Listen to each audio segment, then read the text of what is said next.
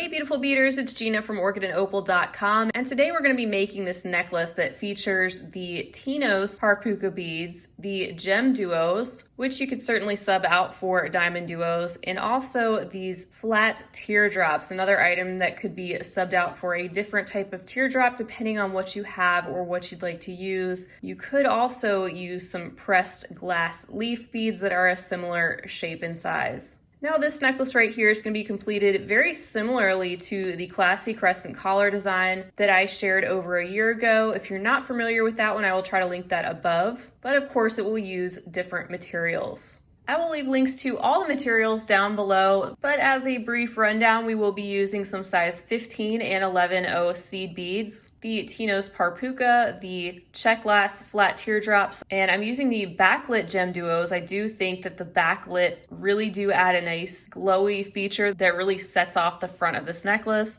And also you'll need some 2mm beads. I'm going to be using the 2mm fire polish today. I've also used 2mm pearls. As you can see in this example, those work too.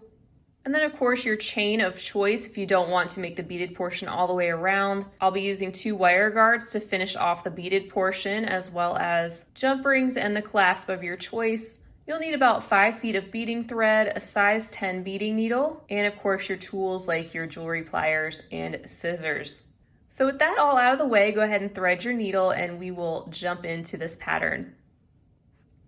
Before I forget, I do also have a simple earring pattern that matches the necklace design, which I will be sharing in the future, so stay tuned for that if you're interested in making some coordinating earrings with all the materials you'll be using in the necklace. All right, so the first step to making the beaded portion is you want to pick up your wire guard if you're using one. If you're not, you'll just be making a loop of seed beads in a similar size, but I do highly recommend these. And what you'll do is you'll go through one side of your wire guard and loop around the other side with your beading needle. Now leave yourself about a 6-inch tail that you can weave back in later. I don't think it's really necessary in this to add a stop bead because you'll see the next Tinos that we add should stop your beads from slipping around as we go. So I've put my thread through both sides of the wire guard, and we're going to then pick up a Tinos bead, and we want the longer end to be facing our wire guard. So we're going to go through the longer end first. Just going to go through one of the holes there. And I've pulled this bead down. There's the top hole, the bottom hole is still empty. We're going to swing around and go through the bottom hole of the Tinos as well and proceed back through the wire guard again. So we want these to be sitting right next to each other. It's going to be one end of our beaded portion.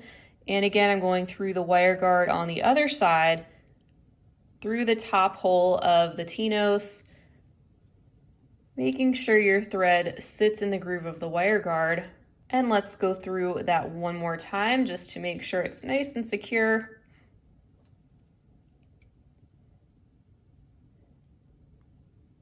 And end by coming out of the wire guard and the top hole of the Tinos. Pull that nice and tight. And there's my tail over here. And we're going to start our work by coming out of the top hole of that Tinos bead. The next thing you'll want to do is pick up an 11 seed bead and another one of your Tinos, and this time you're going to head through the shorter end first so that it is facing in the opposite direction, and this is going to be the top hole of that one as well, so that this is what you're looking at. And you're going to swing your needle back through the open or bottom hole of the Tinos that you just strung on, making a little loop of thread going between those two holes, which you're not going to see, and then picking up one of your flat teardrops, which is going to sit right in between the two Tinos at the bottom hole level. So pick that up. If your flat teardrop is different on both sides, you'll want to pay attention to what side you're picking up. If not, it doesn't matter. You can just pick it up and continue on. And I am going to go through the bottom hole of the first Tinos and continue through the wire guard again. Pop that into place, swing back through the top and then out through the top hole of that second T-nose. And pull that nice and tight. And this is what we have so far. Now let's complete the next section, which is done by first picking up a 2mm. And then you're gonna pick up your gem or diamond duo, and I'm gonna pick this up through what will be the top hole. I want that nice glowy, colorful part facing up, not the back in this particular design. And then we're also going to pick up another 2mm bead. So that's what I have on my needle. Let's pull that down. And then we're ready for another T-nose. This one is going to be facing in the opposite direction of the one before it, and that's going to be the case for all of these. So that means I want to go through the longer section and what is going to be the top hole of that. Pull that down and then swing your needle around that T-nose you just added to go through what will be the bottom hole.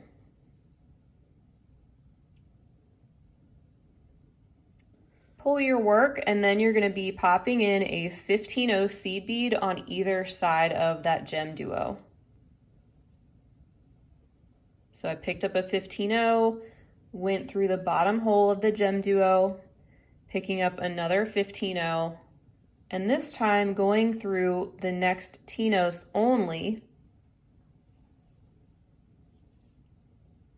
just like that. And I'll be swinging my needle back around the T-nose, through the upper hole, and through the beads that we just added through that upper level. So I already made it through the 2mm fire polish. Also gonna go through the gem duo, the next fire polish, and the top hole of the T-nose on the end. And just pull that, hold the beads with your thumb and your forefinger, pull really good, and those are 2 sections done. This is really what you're going to be doing for the entire length, and what it does is creates this gentle curve due to the size of beads that are put together and the way they're put together, which fits beautifully around the front of the neck. I have created this necklace several different ways. That way I can bring you my favorite way to do it on this tutorial. So you may have originally been thinking, oh, you just complete the first row and then swing around and complete the second row. You could do that. I tried it and it does work okay. It's just that when you weave the beads in one little section at a time, I find that the necklace is sturdier and the beads sit tighter against each other. It just looks a little bit better and the tension stays really uniform all the way through the necklace. All right, so let's move on to the next section. We'll complete one more little grouping together and then I'll cut you loose. So the next thing we need, of course, is an 11-0. And we also need another one of our T-nose beads going through the smaller end. That's what's gonna be sitting right there. We're gonna swing around, going through the bottom hole of the T-nose that we just added. And then we're going to add on another one of our flat teardrops to sit right in that section. So we're going to pick that up and then go through the next T-nose only. Pull it tight and then step up and go through the top hole of the T-nose, the 11-0, and then the top hole of that last T-nose. Again, pull tight after each step, and there's your second teardrop. Let's complete that next section again with the gem duo. You're going to pick up a 2mm. You're going to pick up a gem duo from the top hole, another 2mm, and another T-nose. And this one you want to go in through the longer edge. Those are all going to sit just like this. And then you're going to swing your needle around through the bottom hole. And you want to frame the gem duo with a 15-0 on each side. So pick up a 15-0, go through the bottom hole of the gem duo, pick up another 15-0, go through the next T-nose only,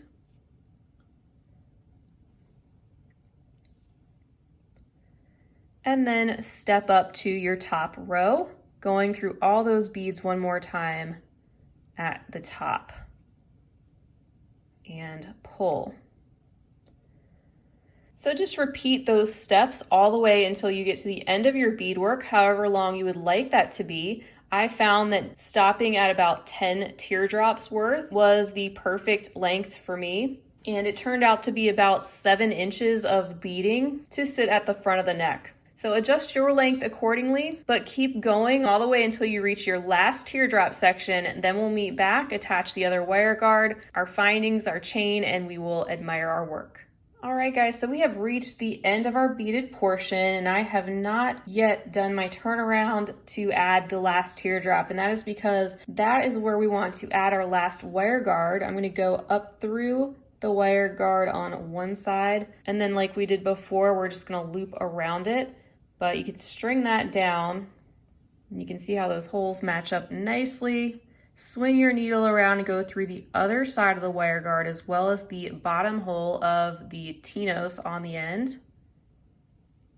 And then you can pick up your last teardrop bead, go through that to pop that into place. Also go through the next Tinos bead. Swing around the Tinos, going up, stepping up through that upper hole, going through the 11-0 as well as the Tinos on the end. And you're going to swing around your wire guard again and pull all of this nice and tight. Lay out your beaded portion. Make sure that it sits flat like this. You haven't pulled it too tight where the beads are jumbling up together, but it's tight enough where you don't see big gaps or anything like that in between your beads. You also have this nice gentle curve like we talked about before. So once you're happy with your tension, you can go through the wire guard and a few of these beads again. I'm just gonna go through the Tinos this time and back up through the wire guard. And I'm gonna secure this by looping around one more time. And this time, what the heck, I'll go through the flat teardrop and the next Tinos as well. You will not see this thread unless you are looking way too closely. And if you use a color that is similar to your Tinos beads, it's not an issue at all. And there I go, swinging around that last time. And at this point, we can tie and knot off our thread. So I'm gonna make a half hitch knot at this point in between those beads. Go a little bit further in. And I'll make one right there in between the seed bead and the gem duo.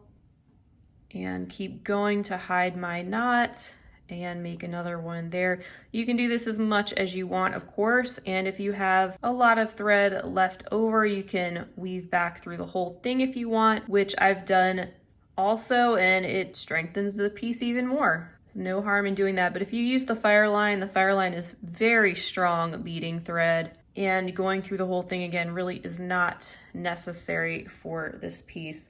So that is the beaded portion all said and done. I'm going to weave back in my tail thread, clip off this thread, and then we will attach our findings and take a look at the final product. All right, so let's open up our jump rings. I've got two smaller ones here, more like 4mm, to attach to the front of the beaded portion and our chain. And 2 segments of chain. This is some chain I got a while ago from bbcraft.com, I believe. It came on a big roll, but I will try to share with you some links to similar products down below for that and for everything else that I have used here today. And then our other side.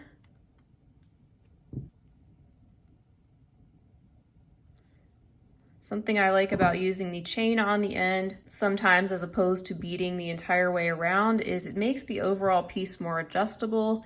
You can add whatever length or style chain you want to the back of the beaded portion, and you can even change it out. And you can even add an extender chain to make it adjustable if you don't know who's going to end up wearing it. Not to mention, you use less beads that way, so you save a little bit on the beads themselves. So here's a look at the necklace all said and done. I can't wait to hear how yours came out. I know there's so many options as far as colorways and designs go. For example, I shared all of these in a recent finished jewelry update to give you just another idea of all the different options out there for you. Feel free to leave me a comment down below. Let me know how yours came out, and I hope you'll stay tuned for an earring tutorial to match this necklace that is really pretty simple. I want to thank you guys for joining me again for this tutorial. I hope it was easy for you to follow, and I hope you have a fabulous rest of your day. I hope you're staying creative and well, and as always, happy beading. If you enjoyed this video, don't forget to give it a big thumbs up. For more content like this, don't forget to subscribe and hit the bell to be notified of my latest videos. You can check out the information section below this video for links to all my social media handles, recommended products, and my shop and blog at orchidandopal.com. Thanks for watching.